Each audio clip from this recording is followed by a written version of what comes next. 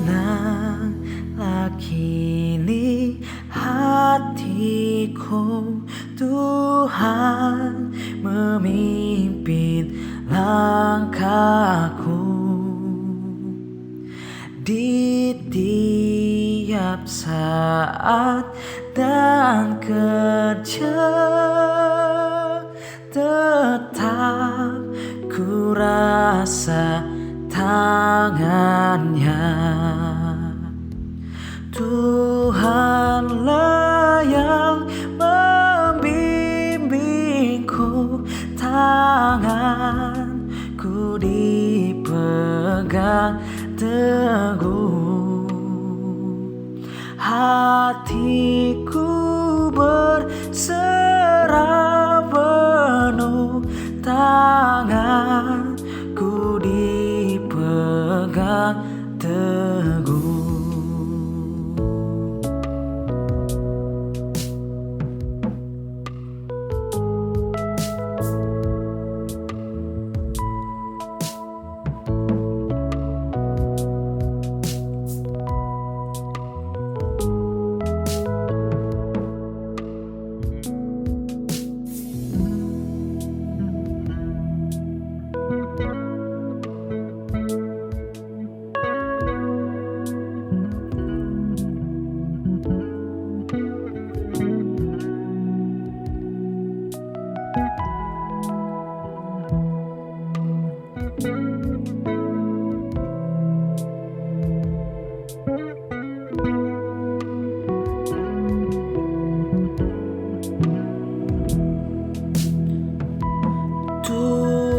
Tuhanlah yang membimbingku, tanganku dipegang teguh.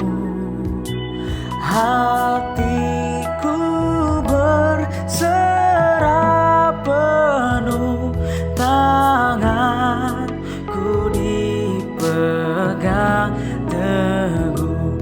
Tuhanlah yang membimbingku, tanganku dipegang teguh. Hatiku berserah penuh, tanganku dipegang teguh.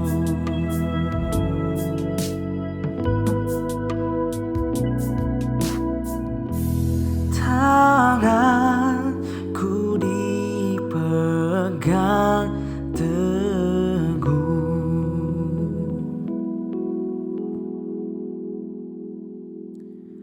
Yes, Jesus loves me.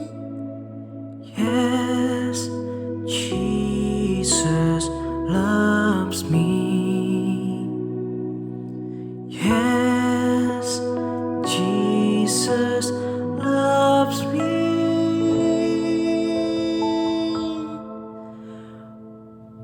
For the Bible tells me so.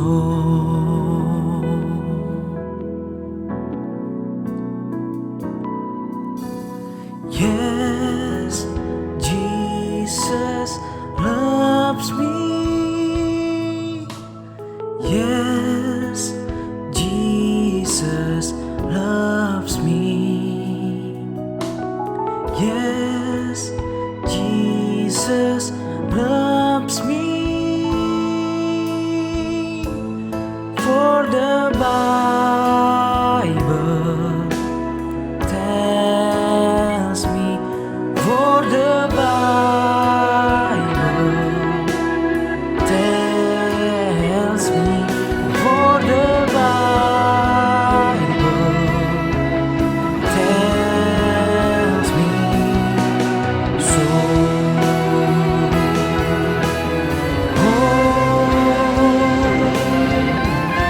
Yes, Jesus loves me. Yes, Jesus loves me. Yes, Jesus loves me.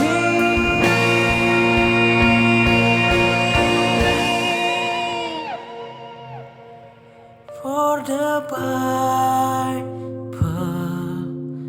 tells me, for the Bible tells me, for the Bible tells me so.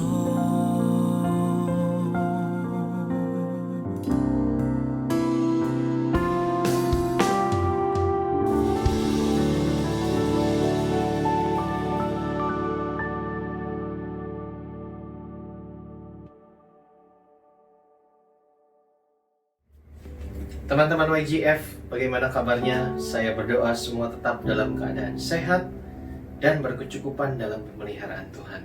Tapi bagi teman-teman yang mungkin sedang sakit atau pekerjaan atau bisnisnya sedang bermasalah akibat pandemi corona ini, saya berdoa di dalam nama Yesus, Tuhan akan segera menyatakan kuasa dan kasih-Nya dalam kehidupan saudara. Jangan putus pengharapan dulu. Saat-saat yang gelap seperti ini adalah saat yang paling tepat di mana kasih, kuasa, dan kemuliaan Tuhan dinyatakan dalam hidup kita. Dan saudara nggak perlu melalui ini semua sendiri. Bagi teman-teman yang mungkin belum punya komunitas atau yang komunitasnya untuk sementara non-aktif akibat pandemi corona ini, bisa menghubungi nomor-nomor yang tertera di description tayangan ini. Saya mengundang teman-teman untuk bergabung dalam kegiatan komunitas ini yang kami beri nama iShare, di mana kami secara rutin berkumpul, tentu saja secara online untuk saat ini, untuk memuji memuliakan Tuhan dalam kelompok kecil, mungkin 9-12 orang. Kita bersama-sama belajar, merenungkan kebenaran firman, dan terutama kita saling sharing, supaya kita bisa saling mendoakan dan menguatkan. Bersama-sama kita lalui pandemi corona ini, dan di ujungnya nanti kita sama-sama mengimani, kita akan melihat adanya kelepasan, kemenangan, dan kebangunan rohani yang luar biasa. Kita memasuki talk series yang baru di bulan ini yang berjudul Equip, di mana ini adalah talk yang pertama. Sepanjang 1 bulan ke depan kita akan belajar tentang bagaimana Tuhan sebenarnya sudah memperlengkapi kita, anak-anaknya, untuk melakukan pekerjaannya. Tapi sebelum kita belajar bagaimana Tuhan memperlengkapi kita, dengan apa Tuhan memperlengkapi kita, terlebih dahulu hari ini kita belajar untuk apa sih kita ini diperlengkapi, untuk melakukan pekerjaan Tuhan. Tapi seringkali kalau kita dengar kata pekerjaan Tuhan, yang ada di pikiran kita itu antara hal-hal yang udah baunya rohani, atau hal-hal yang kayaknya luar biasa, abnormal, supernatural, dan ya, karena kita punya Tuhan yang luar biasa. Tapi hari ini kita akan lihat Tuhan itu mengawali segala sesuatu itu dengan sesuatu yang normal, yang sederhana, yang masih bisa kita jangkau sebagai manusia biasa. Tapi ketika di dalam sesuatu yang normal, yang biasa, ada Tuhan yang luar biasa yang ikut bekerja, itu akan jadi sesuatu yang luar biasa dan mengubahkan hidup banyak orang, baik saudara maupun orang di sekitar saudara. Anda siap untuk diberkati hari ini? Mari kita siapkan hati terlebih dahulu. Dalam nama Bapa dan Putra dan Roh Kudus, amin. Bapa di dalam surga, hamba bersyukur untuk kesempatan hari ini. Walaupun secara online gak bisa bertemu secara fisik, kami masih bisa berkumpul, memuji, memuliakan Engkau, dan merenungkan kebenaran firman-Mu yang sebentar lagi akan diberitakan. Roh Kudus, hadirlah di sini, urapi hamba-Mu ini, meteraikan setiap kata-kata hamba, biar sungguh memiliki kuasa untuk mengubahkan kehidupan setiap orang yang menyaksikan tayangan ini. Hadirlah juga di sana Allah Roh Kudus, jamalah hati setiap orang yang menyaksikan tayangan ini. Berikan kelembutan, berikan kerendahan hati, berikan hati seorang murid. Biar sungguh lewat kebenaran firman-Mu yang diberitakan hari ini, hidup kami semua boleh diubahkan. Kami gak akan pernah sama lagi dan siap dipakai untuk melakukan pekerjaan Tuhan yang luar biasa di dalam hidup kami. Dalam satu nama yang penuh kuasa, dalam nama Yesus Kristus, Tuhan, Juru Selamat dan Pengantara kami berdoa dan mengucap syukur. Amin. Mari kita buka Alkitab kita. Kita akan belajar tentang pekerjaan Tuhan. Untuk apa kita diperlengkapi? Untuk melakukan pekerjaan Tuhan. Apa sih pekerjaan Tuhan itu? Kita akan lihat di bacaan 1 di hari Minggu ini, di Kisah Para Rasul pasal yang ke-6 ayat 1 sampai 7. Di sini diceritakan ketika jumlah anggota jemaat gereja perdana sudah semakin besar, ada demonstrasi Bapak Ibu Saudara dari orang-orang Yahudi yang berbahasa Yunani. Mereka demo pada para rasul yang adalah pemimpin gereja perdana ketika itu, karena janda-janda mereka nggak kebagian makan. Lalu para rasul mengumpulkan para jemaat, mengadakan rapat, dan mereka bilang, kami ngerasa kurang puas, ternyata kami masih lalai mengabaikan firman Tuhan dalam urusan melayani meja. Nah, dari 2 ayat ini kita bisa belajar 2 hal tentang pekerjaan Tuhan. Yang pertama, pekerjaan Tuhan itu spiritual tapi juga fisikal. Seringkali kalau kita dengar kata pekerjaan Tuhan, yang ada di pikiran kita itu sesuatu yang diawali dari dalam hati, perasaan kita. Contoh ketika orang punya beban berat, dia datang ke gereja, terima ekaristi, lalu merasakan kedamaian yang luar biasa. Masalahnya belum selesai tapi hatinya jauh lebih tenang. Atau orang yang mungkin punya kepahitan, dia ikut satu retret, didoakan hamba Tuhan, merasa dikasihi Tuhan, lalu dia keluar dari sana kayaknya bebannya terangkat, padahal mungkin keluarganya masih berantakan, hubungannya masih kurang baik. Dan ya, Tuhan mengawali sesuatu dari hati kita, dari hati Bapak, Ibu, Saudara, dan saya. Dimulai sesuatu yang spiritual. Tapi juga pekerjaan Tuhan itu, kalau itu nyata, harusnya buahnya bisa dilihat dengan mata kita. Pekerjaan Tuhan bukan hanya melibatkan emosi atau perasaan aja. Justru kalau kita mau menguji sesuatu itu dari Tuhan atau enggak, orang datang ke persekutuan doa, angkat tangan, nangis-nangis, ya itu bagus. Tapi kalau dia keluar dari sana kelakuannya masih sama seperti sebelum dia ikut persekutuan doa, mungkin yang dia alami hanya emosi, sensasi emosi sesaat. Atau mungkin ya Tuhan menjamah, tapi orang ini tidak melakukan bagiannya, sehingga pekerjaan Tuhan gak bisa dinyatakan dalam kehidupannya. Pekerjaan Tuhan bicara sesuatu yang nyata, senyata makanan bagi para janda seperti di ayat tadi, senyata keluarga Bapak Ibu Saudara yang mungkin bermasalah, sehingga Anda melalui masa-masa isolasi ini dengan perasaan tertekan, karena harus serumah tiap hari ketemu dengan orang yang sehari-hari Anda malas temui.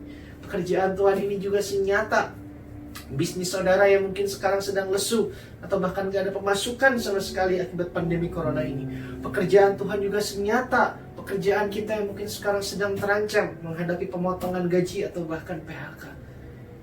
Tuhan Yesus itu bukan cuma menghibur Maria dan Marta, dia juga membangkitkan adik mereka yang meninggal.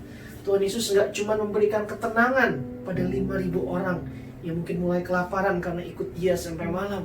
Dia memberi mereka makan. Bapak Ibu Saudara, pekerjaan Tuhan itu nyata, dan dia akan melakukan sesuatu yang luar biasa bagi Anda yang menyaksikan tayangan ini, yang bisa dilihat langsung dengan mata Anda dan mata orang di sekitar Anda.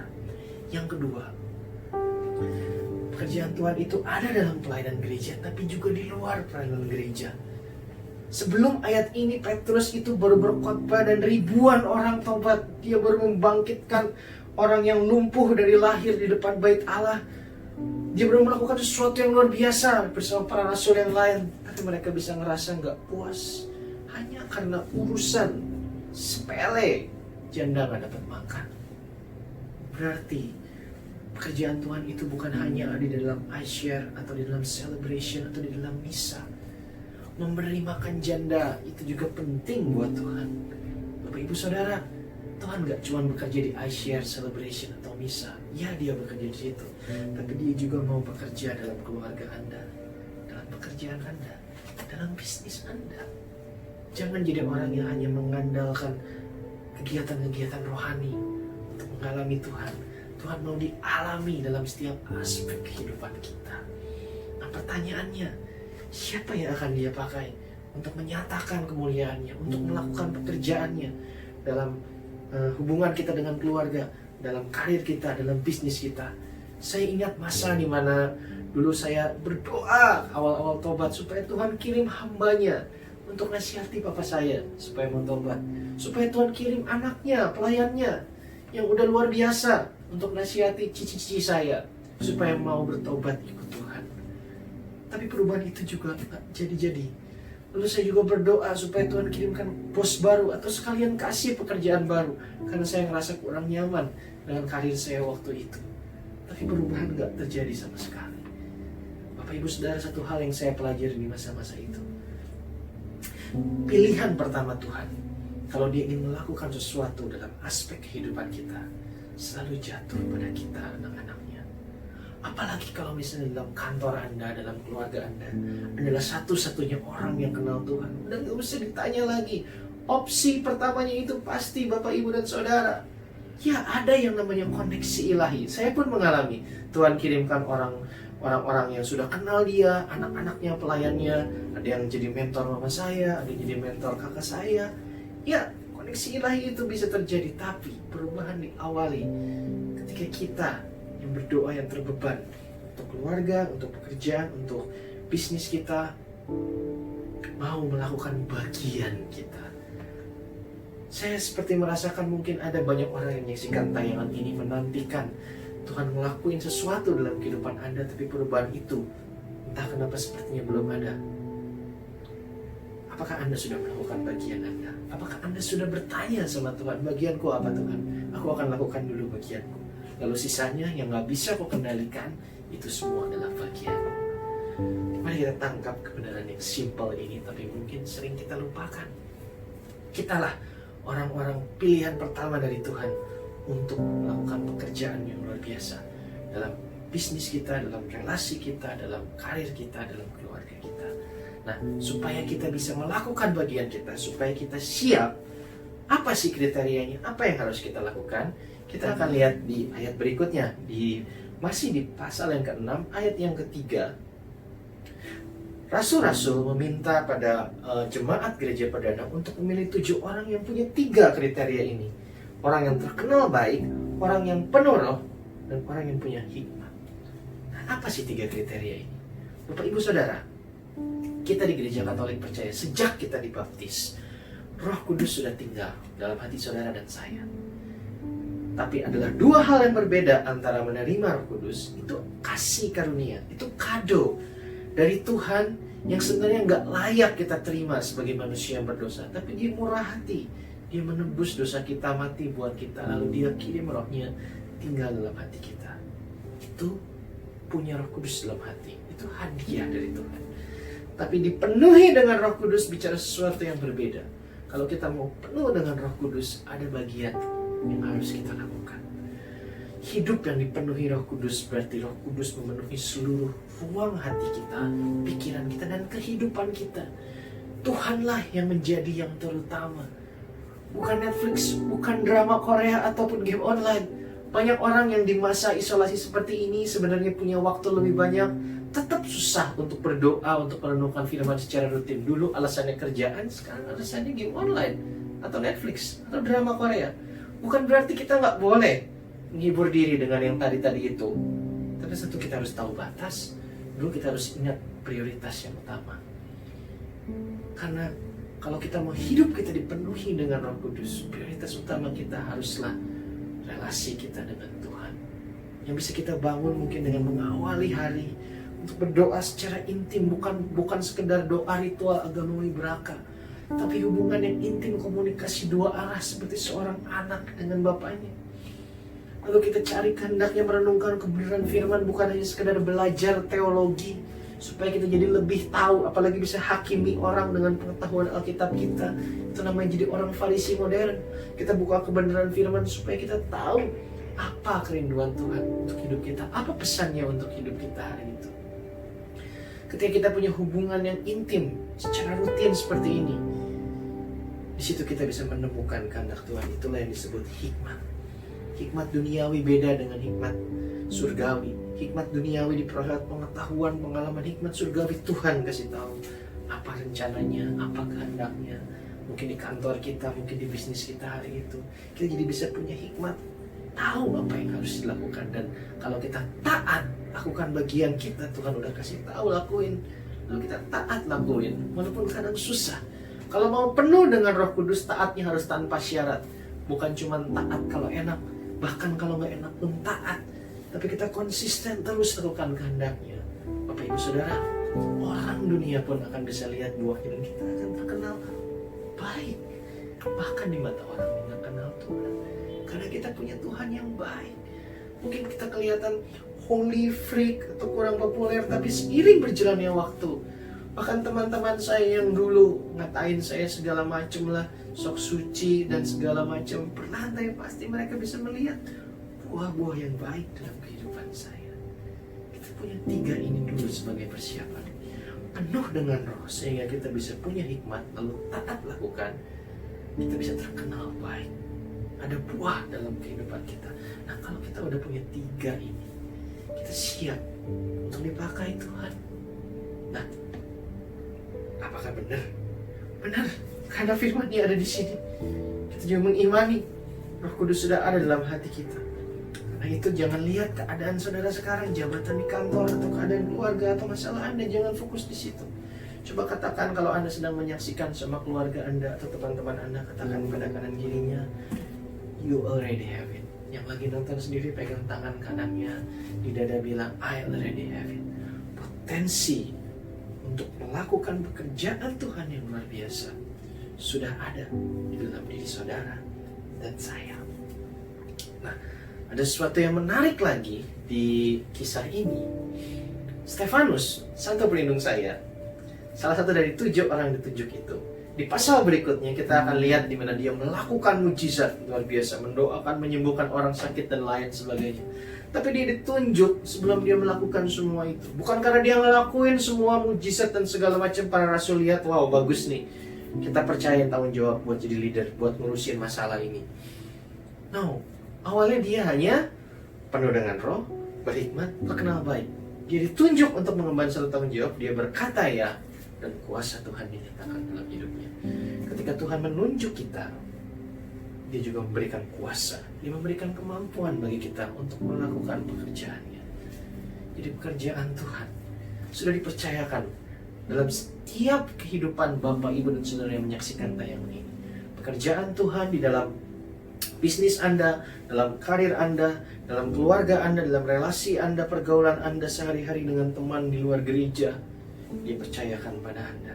Aplikasinya gimana? Kita mulai dari mana? Setelah kita penuh dengan Roh, kita punya hikmat, kita harus gimana sih? Kita lihat aplikasinya 2 dari bacaan kedua hari ini, dari surat 1 Petrus pasal yang kedua ayat yang ke-9. Di sini Santo Petrus memberitahukan identitas kita di dalam Tuhan itu seperti apa tuh. Dia bilang kita bangsa yang terpilih dan kita adalah imamat yang rajani. Sama-sama katakan imamat yang rajani. Inilah kuncinya.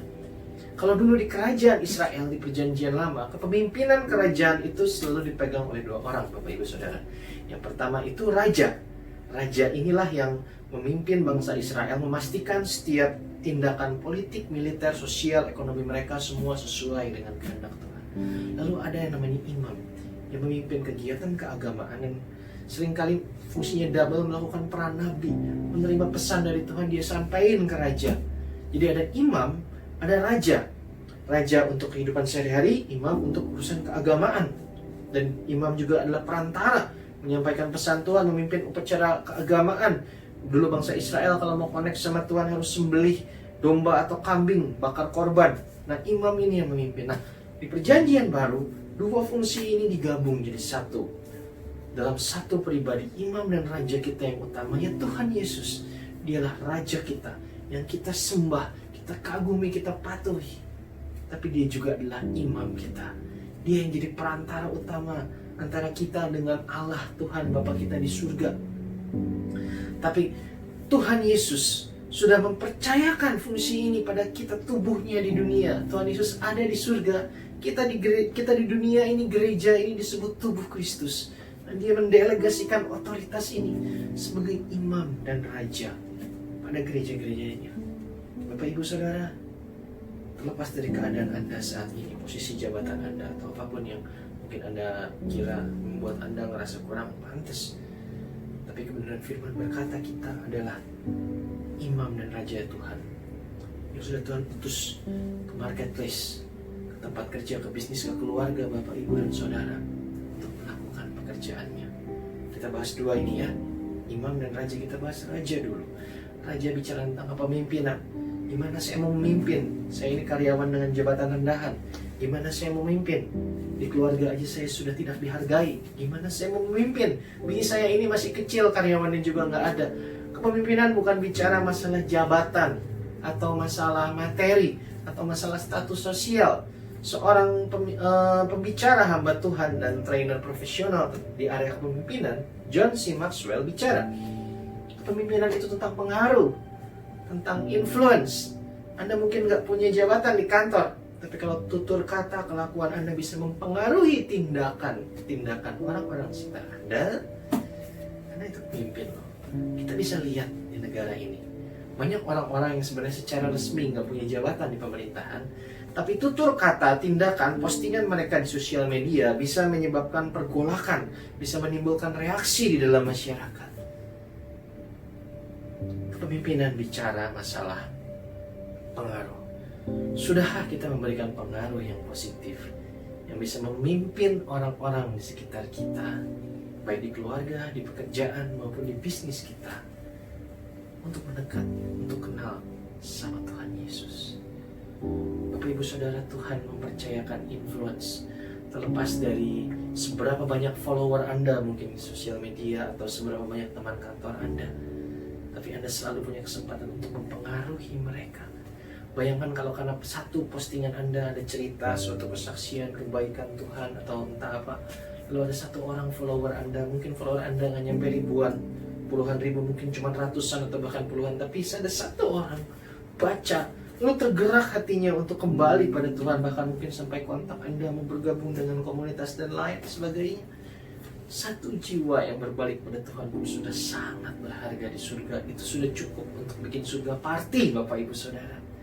Jangan remehkan influence yang Anda punya. Tuhan memanggil kita semua untuk lebih punya hikmat. Makanya kita harus bersekutu dengan Roh Kudus seperti yang tadi saya bahas, supaya dia benar-benar tuntun kata demi kata yang kita keluarkan, tuntun respon kita dalam menghadapi masalah, bahkan tuntun apa yang kita posting dalam sosial media kita.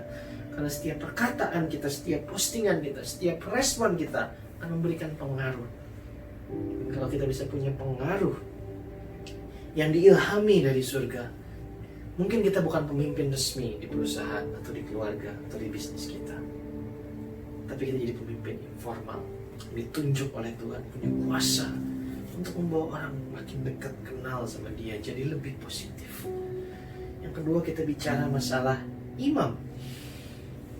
Di gereja, fungsi imamat ini masih ada. Di gereja Katolik dipegang oleh para romo, di saudara-saudara Protestan kita dipegang oleh para pendeta.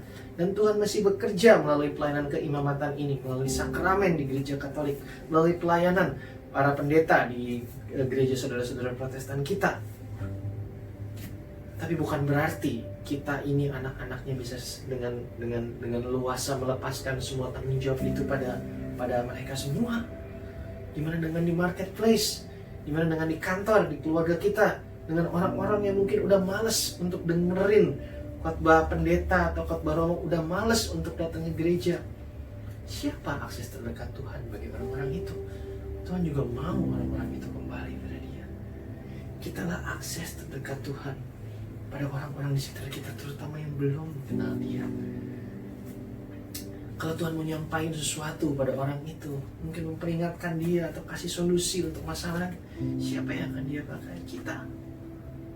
Bukankah itu fungsi imam di perjanjian lama, menyampaikan kerinduan Tuhan, apa yang Tuhan mau bagi bangsa Israel melalui raja, melalui si imam untuk ngomong ke rajanya. Tuhan percayakan fungsi itu juga loh dalam hidup saudara dan saya. Gimana cara menjalankannya? Diawali dengan doa. mulailah dengan doa yang gak lagi berfokus sama diri sendiri. Selalu tanya Tuhan tentang diri saya. Kapan keluarga saya pulih? Kapan bisnis saya dipulihkan? Gak salah, tapi mulailah punya hati. Kalau kita mau menjalankan pekerjaan Tuhan, mulailah punya hati untuk orang-orang lain. Doakan kantor kita, doakan teman-teman kita, doakan anggota keluarga kita. Tanya Tuhan, apa yang ingin kau sampaikan? Apa kerinduanmu untuk orang-orang ini? Apa yang bisa kulakukan Tuhan untuk orang-orang ini, supaya bisa ikut serta dalam rencanamu, dalam kehidupan mereka. Itulah iman. Stand in the gap. Mulai berani berdoa, mendoakan orang lain secara rutin. Dan kita akan terima hikmat lagi. Bukan lagi untuk cuman diri kita sendiri, tapi hikmat Tuhan bagi orang lain. Kita bisa melakukan bagian kita, memberikan dampak dalam kehidupan mereka. Kita jadi orang yang berdampak, baik di pekerjaan kita, di bisnis kita, maupun di relasi kita. Dan saya akan tutup sharing ini dari bacaan Injil kita. Kalau ada teman-teman yang ngerasa ragu, bisa gak sih keluargaku pulih dimulai dari aku? Bisnisku ini, aku sendiri dulu yang harus mulai. Wah, kantor udah mau tutup, masa sih dari aku? Aku gak punya apa-apa. Bapak Ibu Saudara, mari kita baca janji Tuhan. Tuhan berkata, kalau kita percaya sama Dia, kita akan melakukan pekerjaan-pekerjaan melebihi apa yang sudah Dia lakukan loh. Dan ini udah terbukti. Tuhan Yesus ngasih 5.000 orang makan. 5.000 orang ini mungkin sebagian malah ikut serta waktu meludahi, mencemooh, melempari Dia dengan batu mungkin ketika Dia jalan salib. Orang ini dikasih makan tapi hatinya gak berubah. Muridnya Petrus khotbah, ribuan orang tobat, dan sebagian besar orang-orang ini sejarah mencatat mereka sampai mati-mati mempertahankan iman mereka. Tuhan Yesus sendiri yang bilang, aku ini hanya teaser. Kira-kira kalau dalam hidupmu ada roh Allah, kamu bisa kayak begini.